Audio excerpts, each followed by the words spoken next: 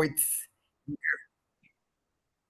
There we go. Sorry to interrupt. Did you want to hit record as well, Isaac? I know you were wanting to get video your I side. think I put it already to record. Let me just check again.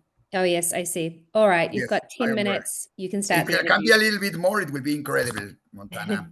All right. Thank And you. I'm just watching Lucy. I don't know why, but I'm watching Lucy. Not you. The meeting about Lucy. Let me stop this. I see you. All right, I see you. All right. Now, so let's start. Montana, first of all, thank you. I want to start by telling you that I deeply admire your courage, not only for being a voice for the Jewish people when many choose silence. Many said, I don't want to talk. It's against, I don't want to talk. But you are standing for the kids of October 7. You are listening to them.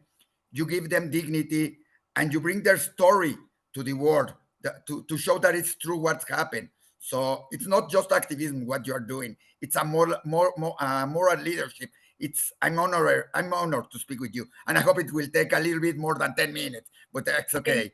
Thank you so much. I really appreciate you and appreciate you speaking with me and covering this. So thank you. You know, in Diario Judío, we have published many things about you. We are also working with October 7 group, where we have a group of you where we publish and try to promote all your good job now. Thank you. All right. Thank you so much. let's start because I know you are a busy person with that. So, and I want you to sing and dance. Now we want to talk about this movie and that.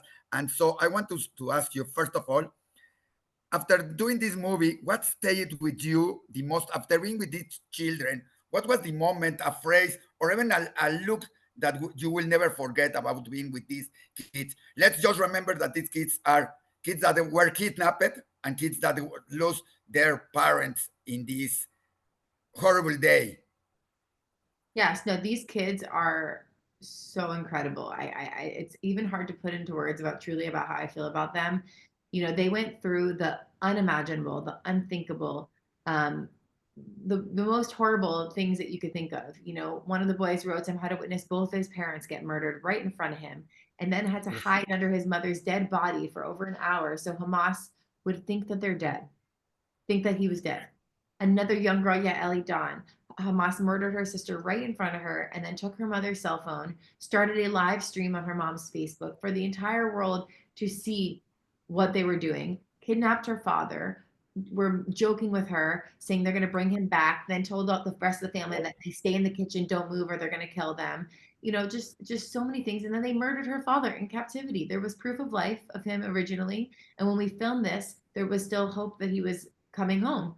And then after we finished filming, her father was murdered in captivity. So what these kids went through, you just can't understand. And for them to be brave enough to talk with me a year after October 7th, that's when we did the interviews. It was a year after October 7th, after all the trauma, after all the therapy and healing.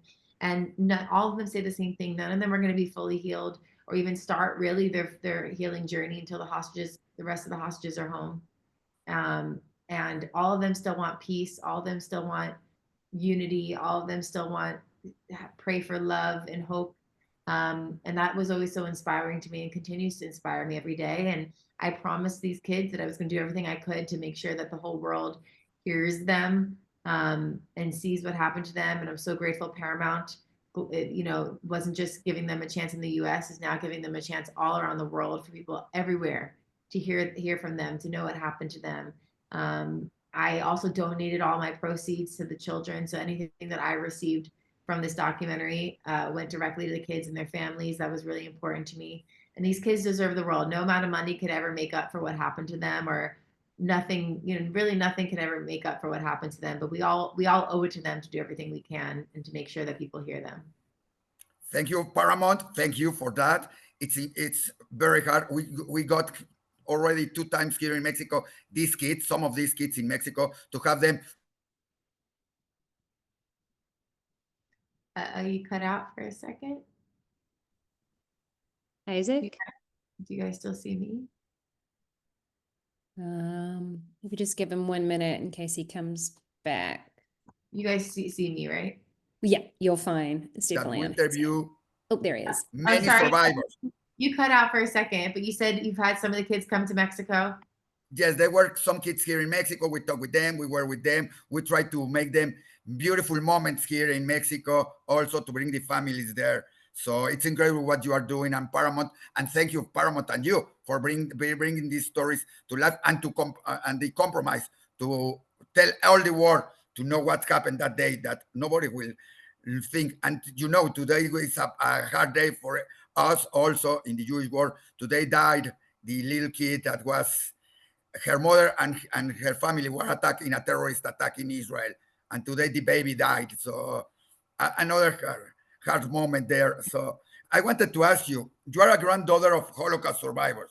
We have also a program called "The Voice of the Silence," where we interview many survivors in Israel and all around the world. So I want to ask you: hearing these children speak of trauma, terror, and loss, what did that awaken in you? Did history feel too close? It was something like that. I don't want to compare Holocaust with this, but you're a survivor of that. So Yes, unfortunately, they're far too similar. I think that's another reason why I felt so attached to this project and to these kids, because I grew up hearing the stories of my grandparents and my grandmother, my grandma Lily, who is still alive today at age 96 but unfortunately is suffering Alzheimer's disease of 16 years.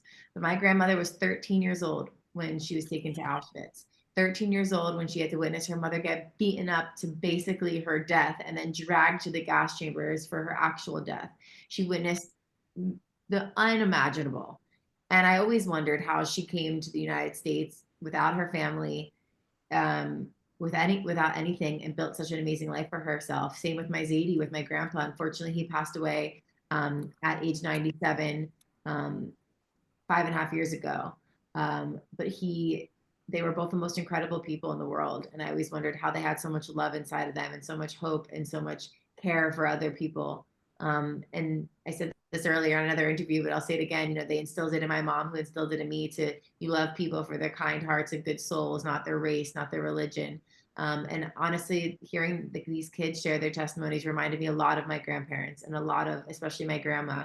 And, after everything that they've gone through, they still have hope. They want to make the world a better place. And they want people to not forget what happened to them. And to know what happened to them. And so that's why this documentary really does that. You know that this documentary is released on Shavuot, exactly. Time to learn to speak. And I want to ask you, you have nearly 14 million followers. Most of them, they are Generation Z.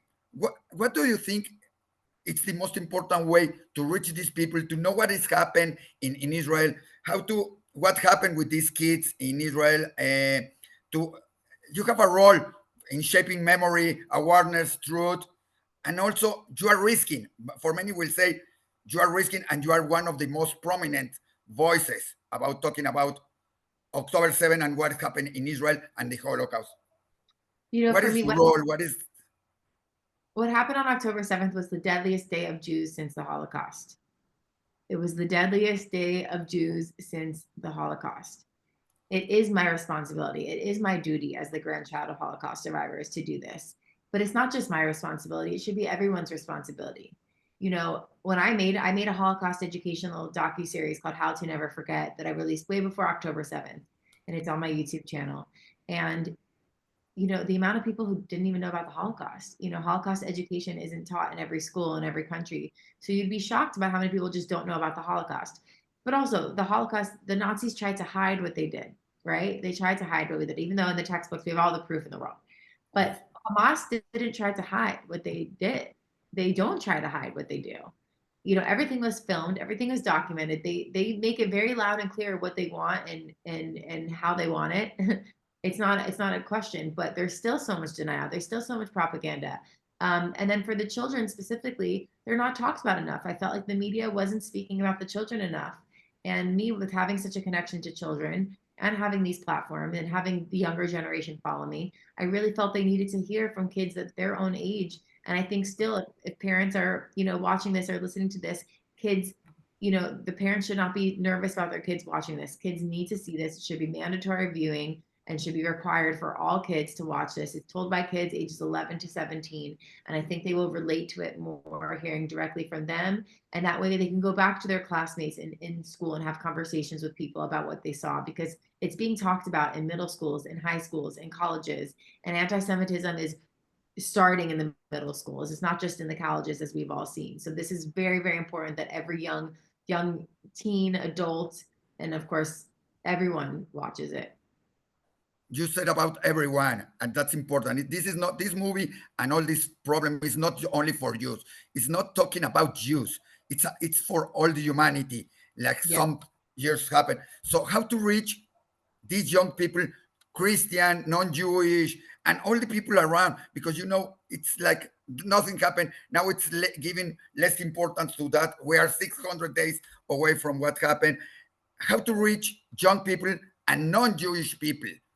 Well, that's why, listen, social media can get such a bad reputation and it can be such a scary place, but it also can be such an incredible place where you have the opportunity to reach people around the world and reach people of all races, all religions. My following isn't just Jews or isn't just people who are pro-Israel. Because of my dancing and my singing and my acting, I have people who follow me of all races, all religions. And that's why my content, if you see, every video is different. It's me sharing the same message in different ways. So whether it's me doing a dance video to talk about the conflict, or to make this documentary to talk about these children, or just going to Israel 6 times and interviewing as many people as I can, all of that is important, and all of that reaches a different audience. So the dance video I made for the Nova Festival is going to reach a different audience than my documentary. They're all so important, and that's why every day I'm posting something about it. But the most important thing I've ever done is this documentary. And again, to be able to have it now be streamed all around the world, where it could reach millions and millions and millions of people who actually don't even know about what happened to these children. It's amazing. And I hope that everybody watches it. And we have to finish. We are just telling us we don't have time. So I just want to ask you a small last question. First, have you any reaction about non-Jewish people changing their way of watching Israel? And second, what is your message for all the people? What is, in 1 minute or in some seconds, what is the message for the people about this movie, this documentary, and what is happening? Yeah, so I posted a lot of small little teaser clips from the documentary on my social media. And if you look through the comments, they are so incredible, of people really, really, really opening their minds and their hearts from this documentary, saying, they never knew this. They didn't even know any Israeli children were affected. They didn't even know about the hostages. I mean, for us, it's all we talk about and hear every day, but there are people who just genuinely don't know. So all of this has been so incredible and so important, and has made a difference. And all the content I post, you never know whose page is going to end up on, whose For You page, whose algorithm that is going to see your video. And that's why every piece of content has been important and has opened people up. The messages I receive every day of people saying, thank you for sharing this with me. That could have been my brother, that could have been my sister, that could have been, that could have happened to me. So it has made a huge difference, not just with the Jewish community, not just with people who are pro-Israel, but with all of humanity. And I will always continue to talk about this and continue to hope for real change. Montana, thank you very much. I hope we will do it again with some more time and do about that. Congratulations about this. Congratulations, Paramount, about this documentary. And I hope many people will see it, and many people will get together with what you are doing in this thing, and not forget that there are still 58 people that are kidnapped, and that still there is a war against Hamas, and Hamas is not good for anybody. For anybody, not just for Jews, not just for Israel. Thank you so much. I hope to come to Mexico soon, and thank you for doing this. Thank you. Thanks, Isaac.